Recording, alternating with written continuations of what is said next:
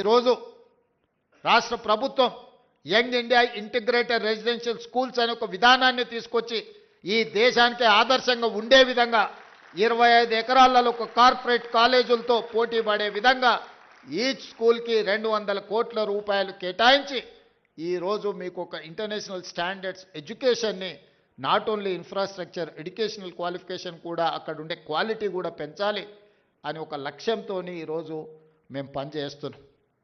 ఈరోజు చాలామంది విమర్శిస్తున్నారు. ఇవాళనే ఒక పత్రికలో చూసిన ఈ SC ST BC minority EWS పిల్లలకు 200 కోట్ల రూపాయలు పెట్టి 100 అంటే దాదాపుగా 25,000 కోట్ల రూపాయలు ఖర్చు పెట్టి కట్టాల్సిన అవసరం ఉందా అని ఒక పత్రిక రాసింది. ఒక రాజకీయ పార్టీకి సంబంధించిన పత్రిక. కరెక్టే మీ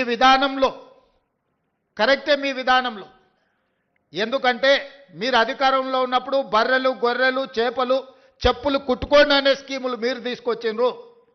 ఆనాడు బడుగు బలైన దళిత గిరిజన మైనారిటీ వర్గాలు ఏం చేయాలంటే దళితులు చెప్పులు కుట్టుకోవాలి, బలహీన వర్గాలు చేపలు పట్టుకోవాలి, ట్రైబల్స్ పందులు పెంచుకోవాలని గత ప్రభుత్వంలో స్కీములు వచ్చినాయి. మీరు అందరూ చూడండి. గత 10 సంవత్సరాలలో ఏం చెప్పారు? బర్రెలు గొర్రెలు ఇస్తాం, చేపలు ఇస్తాం, చెప్పులు కుట్టుకోండి, మీకు స్కీములు ఇస్తామని చెప్పిండ్రు తప్ప మీకు చదువు చెప్తాం, మీకు రాజ్యాధికారం ఇస్తాం, మీ రాజ్యం నిర్మాణంలో మిమ్మల్ని భాగస్వాములను చేస్తామని చెప్పలేదు.